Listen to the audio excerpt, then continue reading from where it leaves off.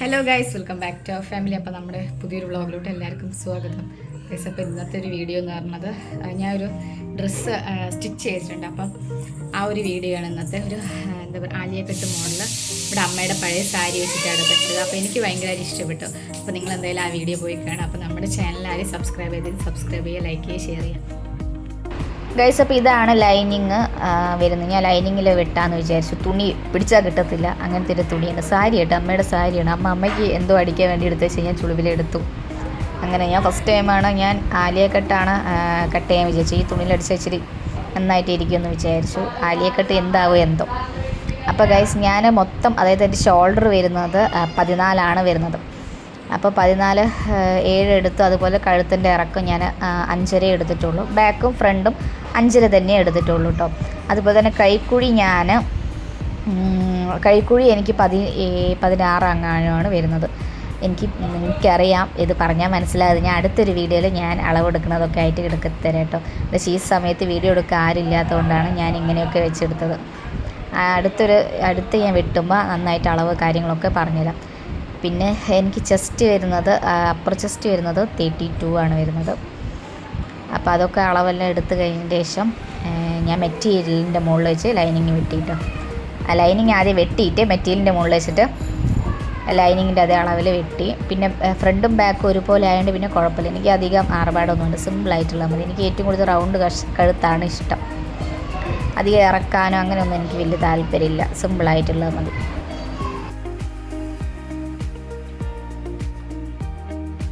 പിന്നെ എടുത്ത് പറയേണ്ട ഒരു കാര്യമാണ്, തുണി ഒട്ടും പിടിച്ചാൽ കിട്ടുന്നില്ല, പറഞ്ഞാൽ ഒട്ടും പിടിച്ചാൽ കിട്ടില്ല. പിന്നെ ഈ അമ്മൻ്റെ മിഷനിലാണ് അടിക്കുന്നത്. എനിക്ക് മറ്റേതിൽ അടിച്ചടിച്ച് കാലും കൈയൊക്കെ ചില സമയത്ത് അങ്ങ് പോകാറുണ്ട്. ഇച്ചിരി ബുദ്ധിമുട്ടുണ്ടായിരുന്നു. ഞാൻ ഇച്ചിരി ദിവസം അതിൻ്റെ മുകളിൽ ഇരുന്നെങ്കിലും പെട്ടെന്ന് ഇതിലേക്ക് ഇരുന്നപ്പോൾ എനിക്ക് ഭയങ്കരമായിട്ട് മാറ്റം തോന്നിയിട്ടുണ്ടായിരുന്നു. പിന്നെ ഞാൻ അതായത് മേൽഭാഗം അടിച്ച് പെട്ടെന്ന് അടി കഴിഞ്ഞു കേട്ടോ. മേൽഭാഗം അടിച്ച് കഴിഞ്ഞു. അത് കഴിഞ്ഞതിന് ശേഷം ഞാൻ താഴ്ഭാഗം വെട്ടുകയാണ്. വെട്ടാനൊക്കെ നല്ല പാട്, തുണി പിടിച്ചാൽ കിട്ടാത്തതുകൊണ്ട് പലതും തെറ്റിപ്പോവാറുണ്ട്, തുണിയുടെ സൈസ് വലിയുന്ന തുണിയൊക്കെ ആയതുകൊണ്ട്. അപ്പോൾ എങ്ങനെയോ ഞാൻ ഒപ്പിച്ച്, ഞാൻ ഒരു ദിവസം ഉച്ചയ്ക്ക് ശേഷം ഇരുന്നു, ഒരു 3 മണിയാകുമ്പോൾ ഇരുന്ന് കണ്ട് അത്രയും ചെയ്ത് വെച്ചു.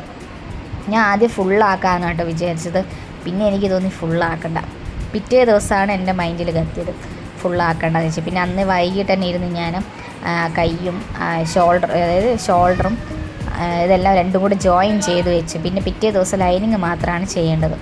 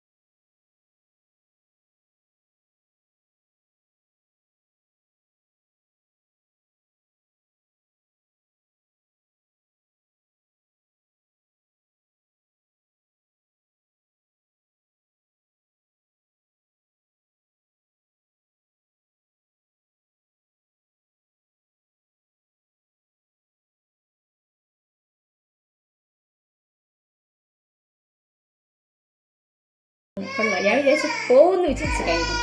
പിന്നെ കുഴപ്പമില്ല, ഭയങ്കര ഇഷ്ടമായി. നിങ്ങൾ കണ്ടല്ലോ വീഡിയോ, അപ്പം എല്ലാവർക്കും ഇഷ്ടപ്പെട്ടെന്ന് വിചാരിക്കുന്നു. ഞാൻ ഇതേപോലെ ഞാൻ ഫസ്റ്റ് ടൈമായിട്ടാണ് അടിച്ചത്. അപ്പം ഇഷ്ടപ്പെട്ട എല്ലാവരും ഒന്ന് കമൻറ്റ് ചെയ്യണം. അന്തൂട്ടി ഭയങ്കര ബഹളം കേട്ടോ. അപ്പോൾ എന്തായാലും അടുത്തൊരു വീഡിയോ ആയിട്ട് വീണ്ടും കാണാം.